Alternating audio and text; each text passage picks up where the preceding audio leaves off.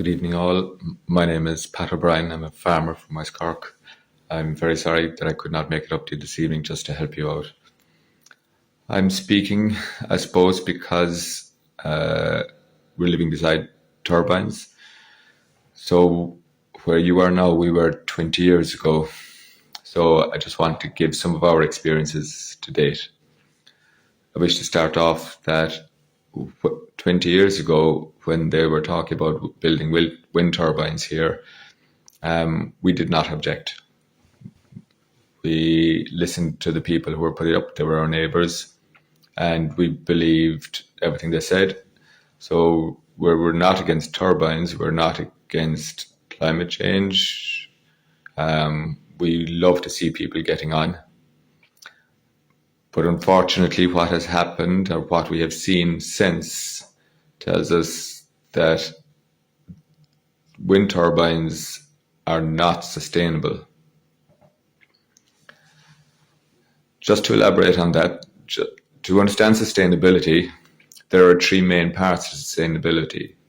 There's environmental, so you probably will hear about the environment, how it will affect it, how fossil fuels affect the environment. You will also hear how turbines have an effect on nature. The second part is economic, which is self-explanatory. The third part, the main part for me, is social. Now, unfortunately, this is social sustainability is a part that is never mentioned by the government or by politicians, because they do not care what happens to people. For sustainability to be effective, all three parts have to be equal and have to be treated as equal. So we'll take the third part, which is social sustainability. That means communities like ours, like yours, have to be taken into effect and have to be looked after very much for the whole project to work. So how are communities affected by the spread of turbines around the country? So in our case, when the turbines were first muted to be put up, there were 7 or 8 people objected. Again, we did not. We thought they would be great for everything. They would solve everything. 10 years later, when the locality again was put to the test and they wanted to expand this local wind farm, for every one that objected before they were ever put up, there were 20 locals objected when they had seen the effect, when they had lived with the effect, and when they had suffered with the effect, and when they could see how these turbines were affecting the locality and local people living there. And that speaks for itself. So just in the countryside, if it looks like a horse and neighs like a horse and kicks like a horse, it is a horse. So I hope the people who are trying to tell us that these turbines are great for our communities just stop and stop trying to fool the people, because that's all they're trying to do.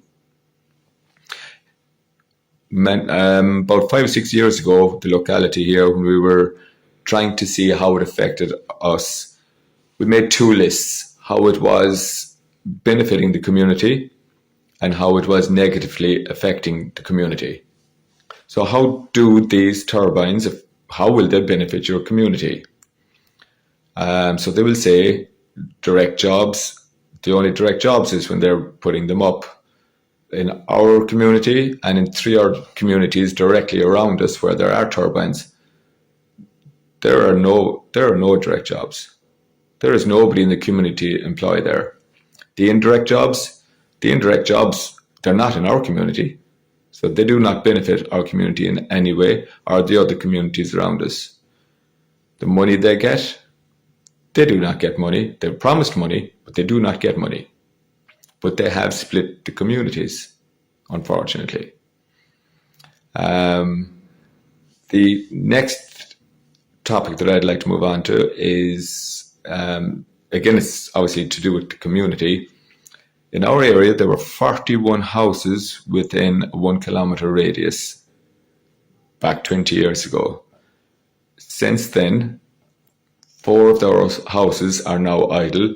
So when the people died and passed away, the new generation would not live next door to the turbines or near the turbines.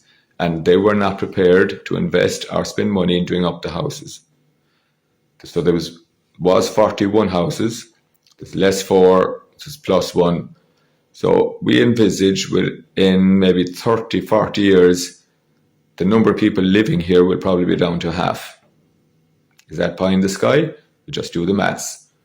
Would any of you choose to live or build a house or invest money in your home next door to a wind turbine?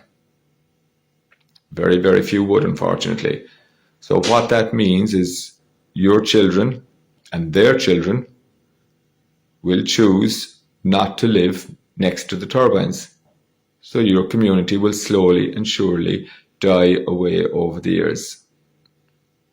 It's an awful prospect. It's not what we're supposed to be about.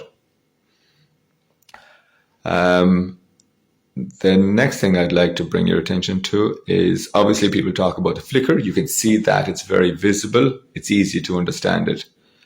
When you stand beside them, the noise is very audible. So researchers who would have come to our place beside the turbines would say it's like being next door to the runway of an airport.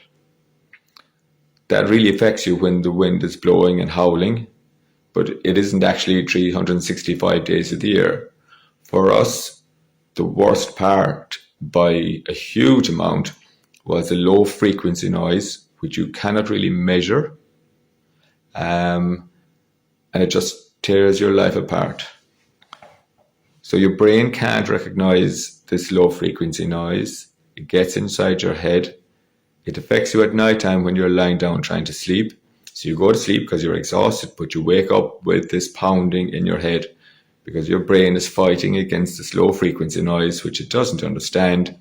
And it's just this pressure inside in your head. So every night, every week, every month, you wake up with this pounding in your head. So did our children. So even though we're farmers, we built a new house in 2002, and 7-8 years ago we eventually gave up and we moved out of the house because of the effect that it was having in our health. We just had to move up. So we moved further away. We were 570 kilometers away from them, where our new house was, our home was. So we upped and off and left our home beside our farmyard, beside our place of work, and moved a kilometre further away. It did ease, but it is not gone. So that's the greatest effect that it has on us. So in anyone's business, surely you could not wish this on people. The house just beyond us, it did not affect them at the start, but 4 or 5 years on, the cumulative effect, they also experience tinnitus now, and they're also affected. They put all their money into this. This is their retirement home, so they cannot afford to move.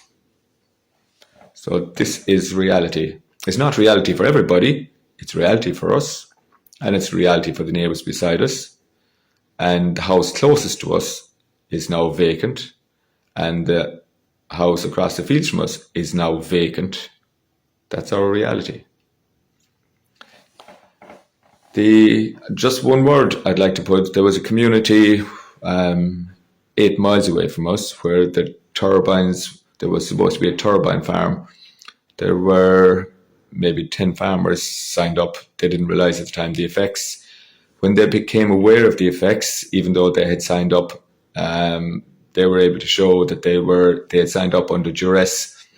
So one by one, they pulled out because when they realized how it would affect their neighbors, they just could not be part of it. So, and that did not go ahead.